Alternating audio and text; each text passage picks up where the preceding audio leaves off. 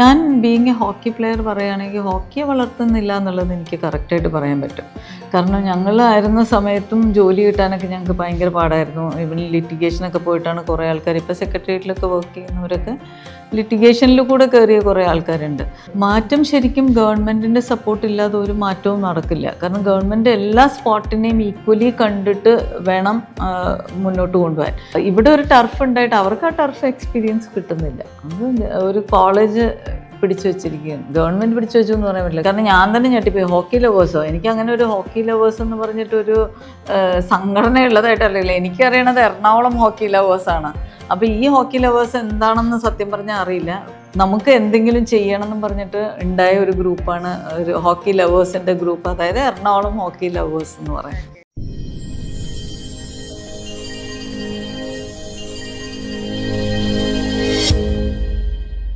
പൊതുവേ ഇപ്പം ഹോക്കി ആകട്ടെ, ഏത് സ്പോർട്സ് ആകട്ടെ, കേരളത്തിൽ പൊതുവേ അതിനോടൊരു എന്താ പറയുക, അതിനെ അങ്ങോട്ട് വളർത്തുന്നില്ലെന്നൊരു തോന്നൽ എനിക്ക് ഉണ്ടായിട്ടുണ്ട്. സ്പോർട്സിനെ അങ്ങോട്ട് വളർത്തുന്നില്ല. അത് ഫാമിലിയിൽ നിന്നാണോ അതോ അല്ലെങ്കിൽ എഡ്യൂക്കേഷൻ ഇൻസ്റ്റിറ്റ്യൂട്ടിൽ നിന്നാണോ, എവിടെ നിന്നാണ് അത് തുടങ്ങേണ്ടതെന്നൊരു ഒരു തോട്ട്? അല്ല, ഞാൻ ബീയിങ് എ ഹോക്കി പ്ലെയർ പറയുകയാണെങ്കിൽ ഹോക്കിയെ വളർത്തുന്നില്ല എന്നുള്ളത് എനിക്ക് കറക്റ്റായിട്ട് പറയാൻ പറ്റും. കാരണം ഞങ്ങളായിരുന്ന സമയത്തും ജോലി കിട്ടാനൊക്കെ ഞങ്ങൾക്ക് ഭയങ്കര പാടായിരുന്നു. ഈവൻ ലിറ്റിഗേഷനൊക്കെ പോയിട്ടാണ് കുറേ ആൾക്കാർ, ഇപ്പോൾ സെക്രട്ടേറിയറ്റിലൊക്കെ വർക്ക് ചെയ്യുന്നവരൊക്കെ ലിറ്റിഗേഷനിൽ കൂടെ കയറിയ കുറേ ആൾക്കാരുണ്ട്. ഹോക്കി എന്ന് പറയുന്ന ഒരു ഗെയിം ശരിക്കും പറഞ്ഞാൽ അത് കളിച്ചു തുടങ്ങിയാൽ ഞാൻ പറഞ്ഞില്ലേ, ഒരു ലഹരിയാണ്. അത് നമ്മൾ കളിക്കും. അപ്പോൾ നമ്മൾ ജോലി കിട്ടിയില്ലെങ്കിലും നമ്മൾ കളിക്കും എന്നുള്ളത്. പക്ഷേ ഒരു ജോലിക്കായിട്ടൊരു സപ്പോർട്ട് ഗവൺമെൻറ്റിൻ്റെ സൈഡിൽ നിന്നോ അങ്ങനെയൊന്നും വരുന്നില്ല. അതേസമയം ഫുട്ബോള്, ക്രിക്കറ്റ്, അതിനൊക്കെ ഇഷ്ടംപോലെ ഫണ്ടും ഉണ്ട്, അതൊക്കെ കളിക്കാൻ ആൾക്കാരും ഉണ്ട്. അപ്പോൾ എന്താ അവരിലൊക്കെ വരുന്നത്? മേ ബി ഇവരൊക്കെ ഇപ്പം ഇത് പറഞ്ഞത് കൊണ്ട് ഫുട്ബോൾ ആണെങ്കിലും ഇപ്പം ലാസ്റ്റ് ഇപ്പം വേൾഡ് കപ്പ് ആ ഒരു സമയത്ത് ഒരു കോൺട്രവേഴ്സി നടക്കുന്നുണ്ട്. ക്രിക്കറ്റിനെ എല്ലാവരും സപ്പോർട്ട് ചെയ്യുന്നുണ്ട്, ഗവൺമെൻറ് തലത്തിലും. ഇപ്പം സെൻട്രൽ ഗവൺമെൻറ് ആണെങ്കിലും സ്റ്റേറ്റ് ഗവൺമെൻറ് ആണെങ്കിലും. പക്ഷെ ഫുട്ബോളിന് പോലും സപ്പോർട്ട് അത്രയ്ക്കില്ല. ഫുട്ബോളിന് ഞാൻ എൻ്റെ ചോദ്യം എന്ന് വെച്ച് കഴിഞ്ഞാൽ, ഇത് എവിടെ നിന്ന് തുടങ്ങണം? മാറ്റം വരേണ്ടത് എവിടെ നിന്നാണെന്ന് തോന്നുന്നു. മാറ്റം ശരിക്കും ഗവൺമെൻറ്റിൻ്റെ സപ്പോർട്ട് ഇല്ലാതെ ഒരു മാറ്റവും നടക്കില്ല. കാരണം ഗവൺമെൻറ് എല്ലാ സ്പോട്ടിനെയും ഈക്വലി കണ്ടിട്ട് വേണം മുന്നോട്ട് കൊണ്ടുപോകാൻ. ഇപ്പോൾ ചില സ്പോട്ടിന് ഭയങ്കര സപ്പോർട്ട് കിട്ടുന്നു. ഫോർ എക്സാമ്പിൾ ഞാനിപ്പോൾ പറയുകയാണെങ്കിൽ, ചില അസോസിയേഷനുകൾക്ക് നല്ല ഫണ്ടുണ്ട്. അപ്പോൾ ഫണ്ട് ഉണ്ടെങ്കിലേ, ഞാൻ പറയട്ടെ, എല്ലാ പിള്ളേരും വെൽ ടു ഡു ഫാമിലിയിൽ നിന്നായിരിക്കില്ല. നമുക്കൊരു സ്റ്റിക്ക് വേണമെങ്കിൽ തന്നെ ഒരു 1500 രൂപ കുറഞ്ഞത് വേണം, നല്ലൊരു സ്റ്റിക്കും കൊണ്ട് സ്റ്റാർട്ട് ചെയ്യണേ. ഹോക്കി ആണെങ്കിൽ ഞാൻ പറയുകയാണെങ്കിൽ, ഫുട്ബോൾ എന്ന് പറഞ്ഞ ഒരു ബോൾ മാത്രം മതി, അത് ആരുടെയെങ്കിലും കയ്യിലുണ്ടെങ്കിൽ കളിക്കാം. ഹോക്കി അങ്ങനെ നമുക്ക് കളിക്കാൻ പറ്റില്ല. We have to have our own stick. അതിനുള്ള ഫണ്ട് അറ്റ്ലീസ്റ്റ് അസോസിയേഷൻ നമുക്ക് തരണം. ഇല്ലെങ്കിൽ അത് കൊടുക്കാൻ പറ്റുന്ന പേരൻസ് ആയിരിക്കണം. ഇല്ലെങ്കിൽ ആരെങ്കിലും സപ്പോർട്ട് ചെയ്ത് കുറച്ച് സ്റ്റിക്കും കാര്യങ്ങളും ഒക്കെ വാങ്ങിച്ചു കൊടുത്താൽ, സ്പോൺസർഷിപ്പ് ഉണ്ടെങ്കിൽ ആ ഗെയിമിനെ വളർത്തിക്കൊണ്ട് വരാൻ പറ്റും. മറ്റേത് വെച്ചാൽ ഒരു ബോളും കൊണ്ട് കളിക്കാം, ഷിങ്കാർഡും ഷൂസും അതൊക്കെ ചെയ്യാൻ ആൾക്കാരുണ്ട്. പക്ഷെ അൺഫോർച്ചുനേറ്റ്ലി ഇത്രയും നല്ലൊരു ഗെയിമിന് ഒരു സപ്പോർട്ടും കിട്ടുന്നില്ല എന്നുള്ളതാണ്. ഇപ്പം ഗവൺമെൻറ്റിൻ്റെ സപ്പോർട്ടും കാര്യങ്ങളും ഹോക്കിയെ ബേസ് ചെയ്തിട്ടുള്ള കാര്യങ്ങൾ പറഞ്ഞു. ഇപ്പം എറണാകുളം മഹാരാജാസ് കോളേജിൻ്റെ അവിടെ മെട്രോ നമ്മൾ പോകുന്ന സമയത്തൊക്കെ അവിടെ ഒരു ഹോക്കി പ്ലേ ഗ്രൗണ്ട് ഉണ്ടായിട്ടുണ്ടല്ലോ. അത് അവിടെ ആരും കളിക്കുന്നതും കണ്ടിട്ടില്ല. അവിടെ അത് ഓപ്പൺ ആയിട്ടുണ്ടോ എന്ന് പോലും സംശയമാണ്. അവിടെ അനക്കമൊന്നുമില്ല. ഗ്രൗണ്ട് എങ്ങനെയാ അവിടെ വന്നേന്ന് റൂമിക്ക് അറിയോ? ഇല്ലല്ലോ, കറക്റ്റായിട്ട് അറിയില്ല. ആക്ച്വലി കേരളത്തിൽ ടർഫ് കളിക്കുക എന്ന് പറഞ്ഞാൽ ഭയങ്കര ഒരു പ്രിവിലേജാണ്. ഹോക്കി പ്ലേയേഴ്സിന് എസ്പെഷ്യലി ടർഫ് എന്ന് പറഞ്ഞാൽ അതിൽ കളിക്കുക ഒരു പ്രിവിലേജാണ്. കേരളത്തിലുള്ളത് ആകെ കൊല്ലത്തായിരുന്നു. കൊല്ലം ആയതുകൊണ്ട് ആശ്രമം സ്റ്റേഡിയത്തിലാണ്. അപ്പോൾ എന്ത് ടൂർണമെൻറ്റ് വന്നാലും ആശ്രമം സ്റ്റേഡിയം വരെ പോകണം. പിന്നെ ഇപ്പം ജീവരാജയിൽ ഇപ്പം അത് വിത്തിൻ ലിമിറ്റ് ജീവരാജയ്ക്ക് മാത്രം ഉള്ളൊരു ഇതാണ്. എന്തെങ്കിലും ഔട്ട്സൈഡ് ടൂർണമെൻറ്റ് പോകാന്നാൽ ഭയങ്കര ദൂരമാണ്. എല്ലാവരും പ്രിഫർ ചെയ്യുക കൊല്ലമാണ്. അപ്പം നമുക്ക് Ernakulam being centre of Kerala, രണ്ട് സൈഡിൽ നിന്നുള്ള ആൾക്കാർക്ക് കളിക്കാൻ വരാൻ പറ്റിയ എറണാകുളത്താണ്. അപ്പം നമ്മളൊരു ടർഫ് നമുക്ക് വേണമെന്ന് പറഞ്ഞിട്ട് എറണാകുളം ഹോക്കി ലവേഴ്സ് ഒരു ക്ലബ്ബാണ് ഇവിടെ എറണാകുളത്തുള്ള ഒരു ക്ലബ്ബ്. അവരുടെ നേതൃത്വത്തിൽ ഇങ്ങനെ മഹാരാജാസ് കോളേജ് ഗ്രൗണ്ട് ചളി പിടിച്ച് കിടക്കുന്ന സമയത്ത് നെല്ലൊക്കെ വിതറി ഇവിടെ ഒരു ഗ്രൗണ്ട് വേണമെന്നും പറഞ്ഞിട്ട് അറ്റ്ലീസ്റ്റ് അതൊന്ന് നല്ലാക്കി തരാൻ വേണ്ടിയിട്ടാണ് അന്ന് ആ സ്ട്രൈക്ക് നടത്തിയത്. അപ്പോൾ പിന്നെ ഒരു ടർഫ് വരുന്നത് എന്നാൽ മഹാരാജാസ് കോളേജിനാവട്ടെ എന്ന് പറഞ്ഞിട്ട് മഹാരാജാസ് കോളേജ് ഗ്രൗണ്ട് ടർഫ് ആക്കി. അൺഫോർച്ചുനേറ്റ്ലി അത് കോളേജിൻ്റെ കസ്റ്റഡിയിലാണ്, അത് ആർക്കും ഉപയോഗിക്കാൻ പറ്റുന്നില്ല. കോളേജിൻ്റെ പിള്ളേർക്ക് കളിക്കാൻ വേണ്ടിയിട്ട് മാത്രമുള്ള ഗ്രൗണ്ട് പോലെ ആയിപ്പോയി. അയ്യോ. അത് എന്നുവെച്ചാൽ ഗവൺമെൻറ് കോളേജാണ്, ഗവൺമെൻറ്റിൻ്റെ അഫിലിയേറ്റഡ് അല്ലേ? അല്ല, മഹാരാജാസ് സർക്കാർ കോളേജാണ്. മഹാരാജാസ് കോളേജ് ഗവൺമെൻറ് കോളേജാണ്. അപ്പം ഗവൺമെൻറ്റിൻ്റെ പ്രോപ്പർട്ടിയാണ് ശരിക്കും, അത് കോളേജിൻ്റെ പ്രോപ്പർട്ടി എന്ന് പറയാൻ പറ്റില്ല. അപ്പോൾ അത് ശരിക്കും ഓപ്പൺ ആക്കി എല്ലാവർക്കും എന്തോരം പിള്ളേര്. അല്ല, മഹാരാജാസ് കോളേജ് ഗവൺമെന്റിൻ്റെതാകുമ്പോൾ ഗവൺമെന്റിന്റെ അണ്ടറിൽ. പക്ഷേ കോളേജ് അത് ഹോൾഡ് ചെയ്തിരിക്കുകയാണ്, അവരത് തരുന്നില്ല, അത് പബ്ലിക്കിന് ഓപ്പൺ ആക്കി കൊടുക്കുന്നില്ല. നമ്മളിപ്പം അതിന് നിങ്ങളൊന്നും, അതായത് സീനിയർ ആയിട്ടുള്ള ഹോക്കി പ്ലേയേഴ്സ് ആയിട്ടുള്ള നിങ്ങൾ ഈ പറയുന്ന അസോസിയേഷനൊക്കെ ഇല്ലേ, അവര് അസോസിയേഷൻ റെപ്രസെൻറ്റേഷൻ കൊടുത്തിട്ടുണ്ട്, ക്ലബ് വൈസ് റെപ്രസെൻറ്റേഷൻ കൊടുത്തിട്ടുണ്ട്. പിന്നെ ഇപ്പോൾ അവർ പറയുന്നത് ഗ്രൗണ്ട് നമ്മൾ തരാം ഓൺ പേയ്മെൻറ്റ്. പക്ഷേ പേയ്മെൻറ്റ് ഒരു ദിവസം നമ്മളൊരു ടൂർണമെൻറ്റിന് എടുക്കുകയാണെങ്കിൽ തന്നെ മോർ ദാൻ 25,000 ആകും. പിന്നെ അത് മാത്രമല്ല, അതിപ്പം ചെയ്ത് ടർഫ് ഉണ്ടാക്കിയിട്ടിട്ട് ഒന്നും കളിക്കാതൊക്കെ ആയിട്ട് നമ്മളൊക്കെ അതിലിപ്പോൾ നോക്കുമ്പം പ്രാവും ഈഗിളും ഒക്കെ പറന്നാണ് നടക്കുന്നത്. Nobody is there to play on that. പക്ഷേ എൻ്റെ ഒരു ഇതെന്ന് പറഞ്ഞാൽ ഗവൺമെൻറ് അത് ഇനീഷ്യേറ്റീവ് എടുത്തിട്ട് അത് ഓപ്പൺ ആക്കി പബ്ലിക്കിന് കൊടുക്കണം. എന്നാൽ ഇവിടെ കളിക്കാൻ ഇഷ്ടംപോലെ പേര്. ഇപ്പം ഞങ്ങളൊക്കെ തന്നെ കളിക്കുന്നതെന്ന് പറഞ്ഞത് ടർഫ് റെൻറ്റിന് എടുത്തിട്ടാണ് കളിക്കുന്നത്. അപ്പം നമ്മൾ ഇവർക്ക് ഒരു ചെറിയ ഇത്രയും വലിയ ആൾക്കാർ കളിക്കുമ്പോൾ ചെറിയ റെൻറ്റൊക്കെ നമ്മൾ കൊടുക്കാൻ റെഡിയാണ്. പക്ഷെ പിള്ളേർക്ക്, ഇപ്പം വളർന്നു വരുന്ന പിള്ളേർക്ക് ടർഫ് എക്സ്പീരിയൻസ് ഇവിടെ എറണാകുളത്ത് ടർഫ് ഉണ്ടായിട്ട് കളിക്കാം, മസ്റ്റായിട്ട് അത് വേണ്ടാണ്. കാരണം എന്തിനു വേണ്ടിയാണ് അത് പൂട്ടിയിട്ടേക്കുന്നത്, ആർക്ക് വേണ്ടിയാണ് പൂട്ടിയിട്ടേക്കുന്നത്? കുട്ടികൾക്ക് കളിക്കാൻ വേണ്ടി ഓപ്പൺ ചെയ്ത് കൊടുക്കേണ്ട ഗ്രൗണ്ടുകളെല്ലാം ഇപ്പം പറയുന്ന കണക്ക് എൻ്റേത് ഒരു നാട്ടുമ്പുറമാണ്. പിള്ളേർ കളിച്ചുകൊണ്ടിരുന്ന ഒരു വലിയ മൈതാനത്തിൻ്റെ നടുക്കൂടാണ് ഇപ്പോൾ നാഷണൽ ഹൈവേ വന്നിരുന്നത്. ഇപ്പോൾ അവർക്ക് കളിക്കാൻ സ്ഥലമില്ല. ഇപ്പോൾ ടർഫുകൾ വന്നു തുടങ്ങി എൻ്റെ നാട്ടിൽ, അതായത് ഗ്രാമപ്രദേശമായിട്ടുള്ള എൻ്റെ നാട്ടിൽ ടർഫുകൾ വന്നു തുടങ്ങി. അപ്പം ഇവിടെ ഒരു ടർഫ് ഉണ്ടായിട്ടും കുട്ടികൾക്ക് കളിക്കാൻ പറ്റുന്നില്ല. ഇപ്പം സ്കൂളിൽ റവന്യൂ ഒക്കെ നടത്തിയത് ക്രാരിയലി എന്ന് പറയുന്ന ഒരു സ്കൂളിൽ കൊണ്ടാണ്. ഇവിടുന്ന് ഒത്തിരി ദൂരമാണ്, 1.5 മണിക്കൂർ. പിള്ളേർ ഇവിടുന്ന് യാത്ര ചെയ്ത് പോകുമ്പോൾ തന്നെ ക്ഷീണിച്ചു പോകും.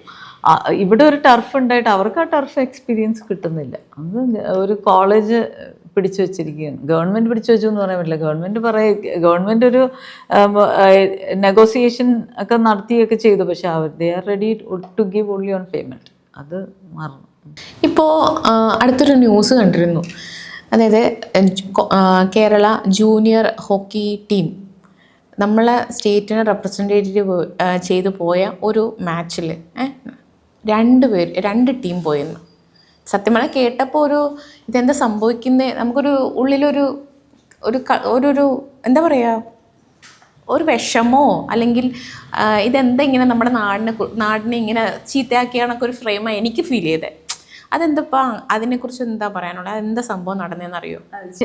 സംഭവം എന്താണെന്ന് വെച്ചാൽ, ആസ് എ പ്ലെയർ ശരിക്കും അവിടെ പോയി കളിക്കാൻ പറ്റാതെ വന്ന പിള്ളേർക്ക് ഉണ്ടാകുന്ന മാനസികാവസ്ഥ നമുക്ക് മനസ്സിലാക്കാൻ പറ്റും. കാരണം എന്താ വെച്ചാൽ, നമ്മളാണ് അവരുടെ ഷൂസിൽ നിൽക്കുന്ന ഒരു സമയമാണെങ്കിൽ സത്യം പറഞ്ഞ് ഇത്രയും പാഷനേറ്റായിട്ട് കളിക്കാൻ പോകുമ്പോൾ അതും കേരളത്തിന് വേണ്ടി കളിക്കാൻ പറ്റുന്നില്ല എന്ന് പറയുമ്പോൾ ശരിക്കും ഒരു ഭയങ്കര വിഷമമുള്ള കാര്യമാണ്.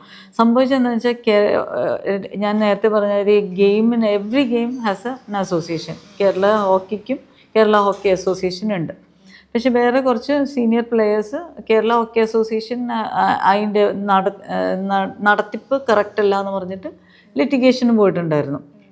ആ ലിറ്റിഗേഷന് പോയ ഇതിൽ കോർട്ട് പറഞ്ഞു, പിള്ളേരുടെ ഉന്നമനത്തിന് ഒരു technical committee sports council form ചെയ്തിട്ട് അവർ പ്ലെയേഴ്സിൻ്റെ ഉന്നമനത്തിന് മാത്രമുള്ള ഒരു കമ്മിറ്റിയായിട്ട് ടീമൊക്കെ സെലക്ട് ചെയ്ത് വരുന്നത് കറക്റ്റാണോ എന്ന് അറിയാൻ വേണ്ടിയിട്ട് മാത്രം ഒരു കമ്മിറ്റി ഫോം ചെയ്യണമെന്ന് കോർട്ട് ഓർഡർ ഉണ്ടായിരുന്നു. അങ്ങനെ ഒരു കമ്മിറ്റി ഫോം ചെയ്തു. ആ കമ്മിറ്റി എന്ന് പറയുന്നത് പ്ലെയേഴ്സിന്റെ ഉന്നമനത്തിന് വേണ്ടിയിട്ട് മാത്രമുള്ളല്ലേ, സെലക്ഷൻ ബോർഡല്ലല്ലോ? അല്ല, സെലക്ഷൻ ബോർഡല്ല.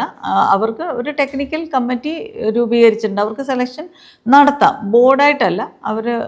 അവർക്ക് ചെയ്യുന്നതിന് പ്രോബ്ലം ഇല്ല, അവർക്ക് സെലക്ഷൻ ചെയ്യാം അതിനുള്ള.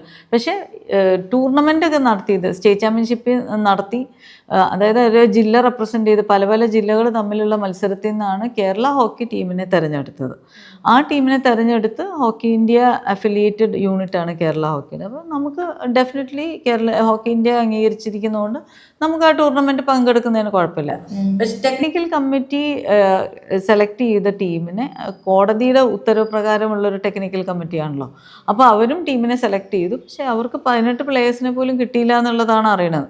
17 പ്ലേയേഴ്സിനെ വെച്ചിട്ട് അവരും കോയമ്പത്തൂർ ചെന്നു. അപ്പോൾ കോർട്ടിൻ്റെ ഓർഡർ ഉള്ളതുകൊണ്ട് ടെക്നിക്കൽ കമ്മിറ്റി എടുത്ത ടീമിനെ ആണ് നാഷണൽസ് കളിപ്പിച്ചത്. പക്ഷേ നല്ല best player of the tournament, best goal keeper അവരൊക്കെ അടങ്ങുന്ന ഒരു ടീം റിജക്റ്റ് ആയോ? റിജക്റ്റ് ആയെന്നല്ല, കളിക്കാൻ പറ്റാതെ തിരിച്ചു വന്നു എന്നുള്ളതാണ്. ആ പിള്ളേർക്ക് റിജക്റ്റ് അല്ലേ? ആക്ച്വലി അവർക്ക് എന്ത് വിഷമമായിരിക്കും.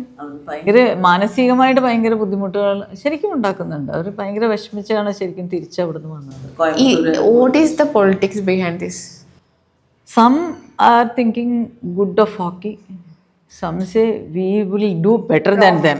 We will do better than them. Somebody will try to take a profit from the hockey. Comment like that because അല്ല, ഐ ഫീൽ ലൈക്ക് ദാറ്റ്. ഞാനൊരു കോമൺ ആണ്, എന്താ പറയുക, ഞാനൊരു ലേമാൻ ലാംഗ്വേജിൽ എനിക്ക് പറയാൻ പറ്റുന്ന കാര്യം എനിക്ക് അങ്ങനെ തോന്നി. കാരണം നമ്മളൊരു സംഘടനയിലേക്ക് വരുമ്പോൾ ഓട്ടോറിറ്റീസ് എന്തോ ആയിക്കോട്ടെ, ഏത് കമ്മിറ്റി ആയിക്കോട്ടെ, അതിനിപ്പം രാഷ്ട്രീയമോ എന്തോ ആയിക്കോട്ടെ, മതമോ അല്ലെങ്കിൽ ഈ പറയുന്ന സ്പോർട്സ് കൗൺസിലോ അത് എന്തോ ആയിക്കോട്ടെ, അതിൽ നിന്ന് എനിക്ക് എന്ത് ബെനിഫിറ്റ് എടുക്കാൻ പറ്റുമെന്നത് കൊണ്ടാണ്, നമ്മുടെ നാടിന് വേണ്ടിയിട്ടല്ല എൻ്റെ കുടുംബത്തേക്ക് എന്ന് ചിന്തിക്കുമ്പോഴാണ് എനിക്ക് തോന്നുന്നത് നാട്ടിന് മെച്ചം ഉണ്ടാകാതിരിക്കുന്നത്. അത് മാറേണ്ട കാലം കഴിഞ്ഞു. ഇപ്പോൾ സ്പോർട്സ് നിങ്ങൾക്ക് സീനിയർ കുറേ ഗ്രൂപ്പുകളുണ്ടെന്ന് പറഞ്ഞു, ഇപ്പോൾ എറണാകുളത്ത് തന്നെ ഉണ്ട്.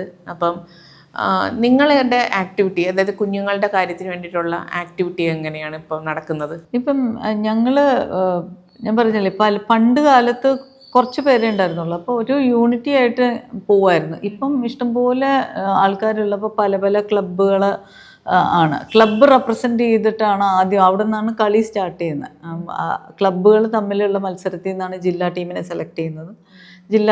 ജില്ലകൾ തമ്മിൽ കളിക്കുന്നതിനാണ് സ്റ്റേറ്റ് സെലക്ട് ചെയ്ത് പോകുന്നത്. അപ്പം ഞങ്ങൾക്കുണ്ട് ഒരു ക്ലബ്ബ്, ഹസിൽ ഹോക്ക് ക്ലബ്ബ് എന്നാണ് പറയുന്നത്. ഹസിൽ ഹോക്ക് ക്ലബ്ബ്. ഹസിൽ ഹോക്ക് ക്ലബ്ബ് അത് വെച്ചാൽ എൻ്റെ ഹസ്ബൻഡാണ് അതിൻ്റെ പ്രസിഡൻറ്റ്. കുഞ്ഞു പിള്ളേരെ, അതായത് നമുക്ക് 3ാം ക്ലാസ് മുതലുള്ള പിള്ളേരെ ഹോക്കി പഠിപ്പിച്ച് കൊണ്ടുവരിക എന്നുള്ളതാണ്. അപ്പം അതെങ്ങനെയാ? മെയിൽ ആൻഡ് ഫീമെയിൽ രണ്ടും ഉണ്ട്. ഫീമെയിലും മെയിലും. ഫീമെയിലിനെ കോച്ച് ചെയ്യുന്നതൊക്കെ ചേച്ചിയാണോ? അങ്ങനെ ചാച്ചന് പോകാൻ ടൈം കിട്ടാത്ത സമയത്ത് ഞാൻ പോകും. ഇല്ല, ഞങ്ങളുടെ ക്ലബിലുള്ള സീനിയർ പ്ലേയേഴ്സ് വെരി സപ്പോർട്ടീവ് പിള്ളേരുണ്ട്, അവർ പോയി കോച്ച് ചെയ്യും.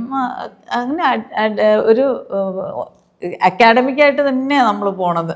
അപ്പോൾ പിള്ളേരെ, ഭാവിയിലേക്കുള്ള പിള്ളേരെ ജസ്റ്റ് ബിഗിനിങ് ലെസൺസ് മാത്രം നമ്മൾ പഠിപ്പിച്ചു കൊടുക്കും. അതല്ലാതെ നമ്മുടെ കൂടെ കളിക്കുന്ന പിള്ളേർ വന്ന് സപ്പോർട്ട് ചെയ്യും. പെൺകുട്ടികൾ മാത്രമല്ല, ചാച്ചൻ്റെ കൂട്ടത്തിലുള്ള പിള്ളേർ വന്ന് ഹെൽപ്പ് ചെയ്യും. ഇടയ്ക്ക് എപ്പോഴും പറഞ്ഞ ഒരു പേരാണ് EHL എന്ന് പറയുന്നത്. അപ്പം അതെന്താണ് സംഭവം? എറണാകുളം ഹോക്കി ലവേഴ്സ് എന്ന് പറഞ്ഞാൽ എറണാകുളത്തിന് ഞങ്ങൾ പറഞ്ഞ മാതിരി ഗ്രൗണ്ട് ഇല്ലാത്ത കാലം, അല്ലെങ്കിൽ പിള്ളേർക്ക് സ്റ്റിക്ക് ഇല്ലാത്ത സമയം, അങ്ങനെയൊക്കെ കുറേ ഇപ്പോഴും അങ്ങനെ നടക്കുന്ന ഒരു സാഹചര്യത്തിൽ ഹോക്കി കളിച്ചിരുന്ന ആൾക്കാരെല്ലാവരും കൂടിയിരുന്ന് ഒരു നമുക്ക് എന്തെങ്കിലും ചെയ്യണമെന്നും പറഞ്ഞിട്ട് ഉണ്ടായ ഒരു ഗ്രൂപ്പാണ് ഒരു ഹോക്കി ലവേഴ്സിൻ്റെ ഗ്രൂപ്പ്, അതായത് എറണാകുളം ഹോക്കി ലവേഴ്സ് എന്ന് പറയുന്നത്. ഓക്കെ. അങ്ങനെ നമ്മൾ കുട്ടികളുടെ ഈ പറഞ്ഞ മാതിരി ഉന്നമനത്തിന് വേണ്ടി സ്റ്റാർട്ട് ചെയ്ത ഒരു ഓർഗനൈസേഷനാണ് ശരിക്കും. ക്ലബ്ബ് എന്നൊന്നും പറയാൻ പറ്റില്ല, ശരിക്കും ഒരു ഓർഗനൈസേഷനാണ്. അപ്പം അത് ഇപ്പം നന്നായിട്ട് റൺ ചെയ്ത് പോകുന്നുണ്ട്. ഒരു പത്രക്കട്ടിങ് കണ്ടിരുന്നു, ഹോക്കിയിൽ കുട്ടികൾ പറ്റിക്കപ്പെടുന്നു, ഹോക്കി ലവേഴ്സ്. അതെന്താ അങ്ങനെ ഒരു ന്യൂസ് വരിക? അല്ല, അത് ശരിക്കും എനിക്ക് തോന്നുന്നു അത് ഒരു തെറ്റിദ്ധരിക്കപ്പെട്ട ന്യൂസാണ്. കാരണം ഞാൻ തന്നെ ഞെട്ടിപ്പോയി. ഹോക്കി ലവേഴ്സോ? എനിക്ക് അങ്ങനെ ഒരു ഹോക്കി ലവേഴ്സ് എന്ന് പറഞ്ഞിട്ടൊരു സംഘടന ഉള്ളതായിട്ടറിയില്ല. എനിക്കറിയണത് എറണാകുളം ഹോക്കി ലവേഴ്സാണ്. അപ്പോൾ ഈ ഹോക്കി ലവേഴ്സ് എന്താണെന്ന് സത്യം പറഞ്ഞാൽ അറിയില്ല. കുട്ടികൾ എങ്ങനെ പറ്റിക്കപ്പെട്ടു എന്ന് ഉള്ളത് അതിൽ നിന്ന് വായിക്കുമ്പോൾ കോയമ്പത്തൂരുള്ള ഉണ്ടായ 2 ടീം പോയ ഇഷ്യൂ ആണ്. ഈ ഹോക്കി ലവേഴ്സിനെ പറ്റി എനിക്ക് സത്യം പറഞ്ഞാൽ അറിയില്ല. അത് എറണാകുളം ഹോക്കി ലവേഴ്സ് അല്ല. ആർക്കെങ്കിലും കേട്ട് തെറ്റിദ്ധാരണ വന്നിട്ടുണ്ടെങ്കിൽ ഞാനിപ്പോൾ തിരുത്തുന്നു, ഈ ഹോക്കി ലവേഴ്സും എറണാകുളം ഹോക്കി ലവേഴ്സും രണ്ടാണ്. എറണാകുളം ഹോക്കി ലവേഴ്സ് അല്ല ഈ പ്രസ്താവന കൊടുത്തിരിക്കുന്നത്. എറണാകുളം ഹോക്കി ലവേഴ്സ് അല്ലെങ്കിൽ EHL അല്ല കൊടുത്തിരിക്കുന്നത്. ഈ പ്രസ്താവന ഞാൻ ഉൾപ്പെടുന്ന EHL കൊടുത്തതല്ല. അല്ല, ഒരു പത്രവാർത്ത ഹോക്കി ലവേഴ്സ് എന്ന് പറഞ്ഞുകൊണ്ട് കൊടുക്കുന്നു. അപ്പം ഇപ്പം ചേച്ചി പറഞ്ഞു ആ ഒരു ഇത് ഞങ്ങളല്ല, ഞങ്ങളുടെ ഓർഗനൈസേഷൻ അല്ല എന്ന് പറയുന്നത്.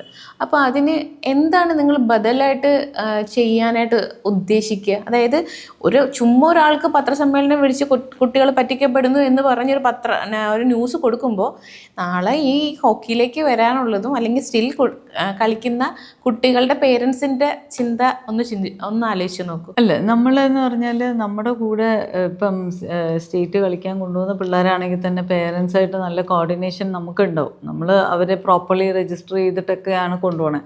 അപ്പോൾ വിളിക്കുന്ന പേരൻസിനെയൊക്കെ നമ്മൾ പറഞ്ഞ് മനസ്സിലാക്കുന്നുണ്ട്. ഇത് എന്ത് കാര്യത്തിനാണ് അവർ കൊടുത്തതെന്ന് വെച്ചാൽ അവരുടെ ഇൻറ്റൻഷൻ ബിഹൈൻഡ് ദാറ്റ് നമുക്കറിയില്ല. നമുക്ക് നല്ല പോസിറ്റീവ് ഇൻറ്റൻഷൻ മാത്രമേ ഉള്ളൂ. കുട്ടികളെ കൊണ്ടുവരിക, കുട്ടികളെ കളിപ്പിക്കുക, അവർക്കുള്ള ബെറ്റർമെൻറ്റിനുള്ള കാര്യങ്ങളെല്ലാം ചെയ്തു കൊടുക്കുക.